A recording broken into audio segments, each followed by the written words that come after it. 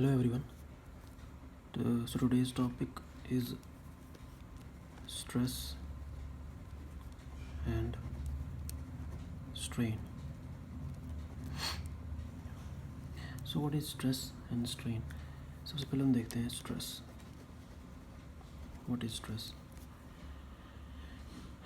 I will give you a very simple and to the point definition. जैसे मान लीजिए कोई बॉडी है. Let's take a body of this type. इसके ऊपर हम लोड लगा रहे हैं. ये कौन सा लोड है? Tensile load. ठीक है. It can be compressive also. ये आपकी मर्ज़ी में समझाने के लिए बता रहा हूँ. It can also be this compressive. अब ये दोनों लोड जो इस पर लगा रहे हैं, मे बी टेंसाइल और कंप्रेसिव, कोई भी लोड हो सकता है. अब इन लोड्स, ये जो लोड लगाया है, इसका क्या इफ़ेक्ट पड़ता है बॉडी पे? द बॉडी विल डिफॉर्म, या बॉडी में डिफॉर्मेशन होगी. That is there occurs a change in simple लिखते हैं डायमेंशंस ऑफ द बॉडी. ठीक है. जब भी हम लोड लगाते हैं बॉडी पे, तो उस पर बॉडी पे क्या इफ़ेक्ट पड़ता है? उसकी डायमेंशंस चेंज होती हैं. अब मैंने लेंथ की जगह डायमेंशंस क्यों लिखा, आप खुद देखिए. जैसे हम टेंसाइल लोड लगा रहे हैं, तो इससे इसकी लेंथ तो इंक्रीज़ होगी. ठीक है. मान लीजिए ऐसा हो जाएगा, ये बॉडी ऐसी हो जाएगी ना एक्सटेंड करने के बाद, तो लेंथ तो इंक्रीज़ हो रही है, बट इसका डायमीटर डिक्रीज़ हो रहा है ना. तो इसलिए मैंने डायमेंशंस का नाम लिया. अब जैसे ये है, अब इस पर कंप्रेसिव लोड लगेगा, तो it will get it into shape like this. अब इस केस में क्या हो रहा है? इसकी लेंथ तो डिक्रीज़ हो रही है, length is decreasing, but diameter is increasing. ठीक है. इसलिए डायमेंशंस. सो स्ट्रेस लोड हम जब भी लगाएंगे बॉडी में, डिफॉर्मेशन होगी. ठीक है. अब मैं आपको स्ट्रेस की एक डेफिनेशन आपको लिखवा देता हूँ कि जब व्हेन एवर ए बॉडी, ये आप डेफिनेशन इसकी नोट कर सकते हैं, exact definition. Whenever a body is acted upon by some external, जो मैंने समझाया वहीं से हम इसकी डेफिनेशन निकालेंगे. By some external load. ये लोड है मान लीजिए P. इसमें P से डिनोट करते हैं लोड को, स्ट्रेंथ ऑफ मटेरियल में P से डिनोट करते हैं. ठीक है. Whenever a body is acted upon by some external load, तो उसमें क्या होगा, एक इट विल, क्या होगा बॉडी पे? It will undergo some deformation, यानी कि उसकी डायमेंशंस चेंज होंगी. जैसे ऊपर मैंने लिखा है डिफॉर्मेशन का मतलब. ठीक है. सम डिफॉर्मेशन होगी इसमें. ठीक है. अब क्या हो रहा है कि एक जो है एक्टिविटी हो रही है इसमें, बट क्या होता है कि ड्यूरिंग डिफॉर्मेशन क्या हो रहा है? द मटीरियल, जो बॉडी का जो मटीरियल है, the material of the body resists the tendency, आप कह सकते हैं tendency of the external load to, tendency of the external load to, क्या लिखेंगे? Deform the body. कहने का मतलब ये, जैसे हम इसको डिफॉर्मेशन कर, इसकी शेप चेंज करने का ट्राई करेंगे बॉडी की, तो बॉडी के अंदर एक इंटरनल रेजिस्टेंस डेवलप होती है जो उस चेंज को अपोज करती है, जो एक्सटर्नल लोड को अपोज करती है. ठीक है. और ये जो इंटरनल रेजिस्टेंस डेवलप होती है बॉडी के अंदर, इसी को हम स्ट्रेस बोलते हैं. ठीक है. तो क्या मतलब हुआ? द इंटरनल, सिंपल हुआ, द इंटरनल रेजिस्टेंस क्या लिखें, the internal resistance which the body offers, या लिख सकते हैं और develops due to external load. इसको क्या बोलेंगे, इज कॉल्ड स्ट्रेस। ठीक है, क्लियर है। बॉडी पर लोड लगाया, बॉडी में डिफॉर्मेशन हुई। अब डिफॉर्मेशन को अपोज कौन करता है, उसके अंदर जो रेजिस्टेंस डेवलप होती है। रेजिस्टेंस कैसे डेवलप होती है, क्योंकि बॉडी के अंदर मॉलिक्यूल्स होते हैं, बॉडी मॉलिक्यूल्स की बनी हुई है, मॉलिक्यूलर अट्रैक्शन होती है, फोर्स ऑफ कोहिजन होती है मॉलिक्यूल्स के बीच में। वो क्या करते हैं कि एक्सटर्नल फोर्स को एक्सटर्नल जो लोड लग रहा है उसको अपोज करने की कोशिश करते हैं। और जो उस केस में जो इंटरनल रेजिस्टेंस डेवलप करती है बॉडी, उसी को हम स्ट्रेस बोलते हैं। मतलब काफ़ी सिंपल डेफिनेशन है। ठीक है, अब हम देखते हैं कि स्ट्रेस कितने टाइप का होता है। पहले देखते हैं टेंसाइल स्ट्रेस। सिंपल है, कोई मुश्किल नहीं है। टेंसाइल स्ट्रेस कहाँ डेवलप होगा, टेंसाइल स्ट्रेस, टेंसाइल स्ट्रेस मतलब stress developed in a body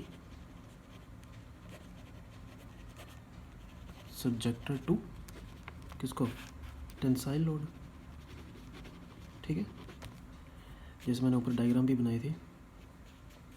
stress develop in a body subject to tensile load. जो टेंसाइल लोड अप्लाई करने से बॉडी में स्ट्रेस डेवलप होगा उसको हम बोलेंगे टेंसाइल स्ट्रेस। सिंपल इसकी डायग्राम ऊपर भी मैंने बनाई थी, वही है। ठीक है, मान लीजिए ये बॉडी है, इसका क्रॉस सेक्शनल एरिया ए है, इधर भी ए होगा। ठीक है, ये लोड लगाया हमने, कौन सा, tensile load, P is the load. ठीक है, तो स्ट्रेस डेवलप होगा। अब स्ट्रेस को डिनोट करते हैं सिग्मा से। सिग्मा, ये रिमेंबर, ये टर्म याद रखना, ये इसमें स्ट्रेंथ ऑफ मटेरियल में सिग्मा जो होता है स्ट्रेस होता है, ये cross sectional area P load. ठीक है तो ये आ जाएगा।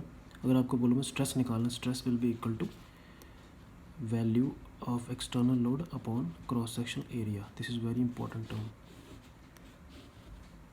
अब क्योंकि ये टेंसाइल है तो इधर लग जाएगा टी, टेंसाइल लोड। क्या यूनिट्स होंगे इसके ऊपर, क्या है, प्रेशर नहीं है, ये फोर्स है, लोड है, तो न्यूटन पर मीटर स्क्वायर, या इसको हम पास्कल भी बोलते हैं। ठीक है, पी ए लिखते हैं इसको, न्यूटन पर मीटर स्क्वायर, इसका ऐसा यूनिट आ गया। ओके, अब हम चलते हैं सेकंड जो है कंप्रेसिव, सॉरी स्ट्रेस। उस केस में क्या होगा, मतलब स्ट्रेस सिंपल हो जाएगा, stress developed in a body subjected to what, compressive load. आप भी साथ साथ में नोट्स बनाते जाओ। ठीक है, इसमें क्या करेंगे हम, बॉडी लेंगे, कोई भी बॉडी होगी। ठीक है, इस टाइप से। अब इसमें कंप्रेसिव लोड लगाना है, वही P P okay, cross sectional area A. अब इसमें है तो स्ट्रेस ही है ना, तो इसमें फॉर्मूला क्या बन जाएगा, कंप्रेसिव, इसमें लग जाएगा सिग्मा सी पी अपॉन ए। ये बन गया आपका फार्मूला, और वही रहेगा इसका ऐसा यूनिट, न्यूटन मीटर स्क्वायर या पास्कल। ठीक है, अब आप सोचेंगे कि पास्कल तो प्रेशर के यूनिट भी होते हैं। ठीक है, प्रेशर का भी होता है ना, फोर्स अपॉन एरिया, लेकिन pressure is externally created phenomena, ये इंटरनल बॉडी के अंदर क्रिएट होता है। ठीक है, इसलिए स्ट्रेस और प्रेशर में ये फ़र्क होता है। ओके, यूनिट्स दोनों के सेम होते हैं। ठीक है, एक और इसमें होता है टाइप ऑफ स्ट्रेस। ठीक है, वो हम देख लेते हैं। Third one is shear stress. इसको डिनोट करते हैं हम टाउ से, टाउ इसको बोलते हैं टाउ। डिनोट मैंने लिख दिया यहाँ पे, इसको सिग्मा टी, ठीक है, सिग्मा सी और ये होता है टाउ, शेयर स्ट्रेस। अब सबसे पहले पता होना चाहिए कि शेयर क्या। अब स्ट्रेस डेवलप्ड ड्यू टू, ये आएगा स्ट्रेस डेवलप्ड ड्यू टू क्या, शेयर लोड। अब शेयर का क्या होता है meaning, shear is basically when two bodies slide against each other. जैसे आपके दो हाथ हैं, they are sliding against each other, ठीक है। तो इसको हम बोलेंगे दो बॉडीज़ के बीच में क्या है, शेयर फोर्स एक्ट कर रही है, ठीक है। जैसे मान लीजिए एक सिंपल सी एग्जांपल आपको डायग्राम बना के दिखा देता हूँ मैं। ये आपने वो पढ़ा होगा, क्या कहते हैं इसको, बट लैप जॉइंट, ठीक है। लैप जॉइंट और रिवेट्स आपने पढ़ी होंगी, ठीक है। इसकी डायग्राम बनाते हैं सिंपल सी।